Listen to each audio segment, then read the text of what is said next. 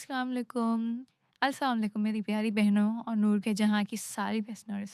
कैसे गुज़र रहे हैं आज से फिर रोज़े? भई मैंने तो बहुत कोशिश की कि मैं एटलीस्ट डेली एक पॉडकास्ट करूँ जिसमें आप लोगों के साथ डिफरेंट टॉपिक्स डिस्कस हों, हम हमारी आपस में एक डिस्कशन हो, आपको बहुत कुछ जानने का मौका मिले और मुझे बहुत कुछ जानने का मौका मिले।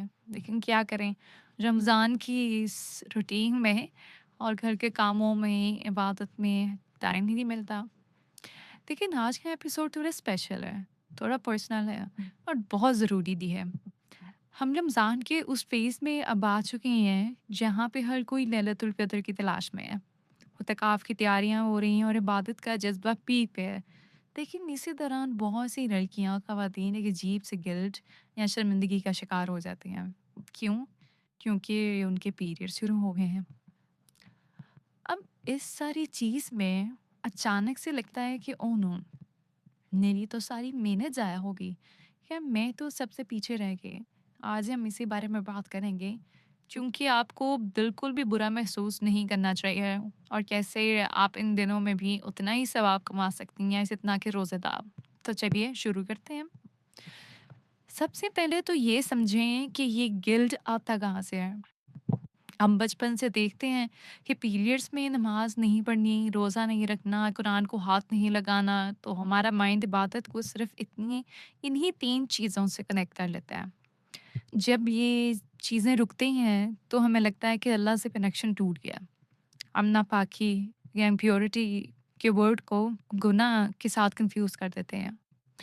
प्यारी बहनों, पीरियड्स होना कोई गुनाह नहीं है। ये एक नेचुरल बायोलॉजिकल प्रोसेस है जो अल्लाह ने ही बनाया है। आप सोचो कि अल्लाह उस चीज़ पे आपसे नाराज़ होगा जिसने खुद आपकी बॉडी में रखी है। बिल्कुल नहीं। जब आप पीरियड्स की वजह से रोज़ा नहीं रखती या नमाज नहीं पढ़ती, तो एक्चुअली आप अल्लाह के हुक्म मान रही होती हैं और अल्लाह का हुक्म मानना ही तो असली इबादत है। चलिए बहुत खूबसूरत इंसिडेंट आपके साथ शेयर करती हूँ, जो आई थिंक उन सबके लिए एक सबक है। हज्जतुल वदा आखिरी हज के मौके पे हज़रत आयशा रज़ी अल्लाह तआला अन्हो नबी पाक सल्लल्लाहु अलैहि वसल्लम के साथ थीं। उन्हें रास्ते में पीरियड शुरू हो गए, वो रोने लगी। उनका रोना देख के रसूल अल्लाह सल्लल्लाहु अलैहि वसल्लम ने पूछा, आयशा क्या बात है? क्या तुम हैज़ में हो? उन्होंने कहा जी या रसूलल्लाह। तो आप सल्लल्लाहु अलैहि वसल्लम ने कितनी प्यारी बात कही। आपने फरमाया ये तो एक चीज़ है, ये तो एक ऐसी चीज़ है जो अल्लाह ने आदम की बेटियों के नसीब में लिख दी है।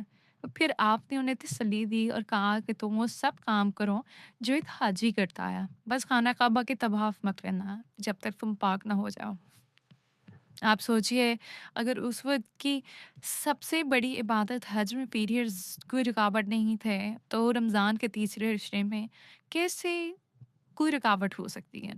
अल्लाह ने आपको सिर्फ़ फ़िज़िकल एक्शन से रोका है, ज़िक्र और नियत से नहीं है। अब बात करते हैं कि अगर नमाज़ और रोज़ा नहीं है, तो हम लैलतुल क़द्र कैसे तलाश करें? तो इसके लिए सबसे पहली चीज़ नियत। सबसे पहली बात, अगर आपकी नीयत थी कि आप पूरी रात इबादत करेंगी लेकिन पीरियड्स की वज़ह से नहीं कर पाईं, तो अल्लाह आपको आपकी नीयत का पूरा सवाब देगा। नंबर 2, ज़िक्र इलाही, तस्बीह पढ़ना, इस्तिग़फ़ार करना, ये सब आप कर सकते हैं। इसके लिए वज़ू या पाक शर्त नहीं है। बावज़ू होना बेहतर है, पर ज़रूरी नहीं है क्योंकि ज़ुबान हमेशा पाक है। नंबर 3 या तीसरा नंबर, दुआ की कबूलियत। दुआ माँगने पे कोई पाबंदी नहीं है बहनों। पीरियड्स में आपका दिल ज़्यादा नम होता है, शायद आपकी वो आह और आंसू अल्लाह को और ज़्यादा पसंद आ जाए। नंबर 4, दूसरों के इफ्तार बना देना, किसी को पानी पिला देना या घर वालों की सहरी में मदद करना, या भी ये भी तो इबादत है। नबी पाक सल्लल्लाहु अलैहि वसल्लम ने फरमाया कि रोज़ा इफ्तार करने वाले को रोज़ेदार के बराबर ही सवाब मिलता है। और नंबर 5, आप कुरान पढ़ नहीं सकती हैं, पर सुन तो सकती हैं ना। तिलावत लगा के उसके तर्जुमे पे गौर करें। ये कनेक्ट होने के बेहतरीन तरीका है। अक्सर होता है ना कि घर के मर्द मस्जिद जा रहे हैं, भाई एहतिकाफ बैठा है, माँ नमाज़ तस्बीह पढ़ रही हैं और आप अकेली अपने कमरे में बैठी फ़ोन चला रही हैं। यहाँ से डिप्रेशन शुरू होता है। मेरा मशवरा ये है इन दिनों में भी आप स्केड्यूल मेंटेन रखें। सहरी के वक़्त उठें, तहज्जुद के वक़्त जाके दुआ करें, इफ्तार के वक़्त सबके साथ दस्तरख़्वान पे बैठें, रात को जब बाकी लोग नमाज़ पढ़ रहे हों, आप अपनी जगह साइड पे बैठ के ज़िक्र करें। अपनी वाइब को मत टूटने दें। आप नापाक हैं, गंदी नहीं हैं। अस्तगफिरुल्लाह लोग ये लफ्ज़ यूज़ करते हैं। आप सिर्फ़ एक फ़िज़िकल स्टेट में हैं जहाँ अल्लाह ने आपको रेस्ट का हुक्म दिया है। तो इस रेस्ट को अल्लाह के तोहफ़ा समझें, सज़ा लें। तो मेरी प्यारी बहनों, नूर का जहाँ क्या आज का मैसेज सिर्फ़ इतना है, अल्लाह आपकी मेहनत देखता है, आपका दिल देखता है। वो आपके पीरियड्स से वाकिफ़ है क्योंकि उसी ने ये सिस्टम बनाया है। इस तीस टेस्ट में गिल्ट को साइड पे रखें और शुक्रगुज़ारी के साथ ज़िक्र करें। क्या पता आपकी वही एक तरफ जो आप नमाज़ ना पढ़ सकने की वजह से महसूस कर रही हैं, वही अल्लाह के यहाँ मकबूल हो जाए। अगली बार जब आपको बुरा लगे तो याद कीजिएगा हज़रत आयशा भी रोई थीं और अल्लाह के नबी सल्लल्लाहु अलैहि वसल्लम ने मुस्कुरा के तसल्ली दी थी। आप अपना बहुत सारा ख़्याल रखिएगा और मुझे भी अपनी दुआ में याद रखिएगा। अगर आज की बातों से आपको थोड़ा भी हौसला मिला हो तो कमेंट सेक्शन में ज़रूर बताइएगा और मैं लौटूँगी लैलतुल क़द्र से रिलेटेड और टॉपिक्स के साथ।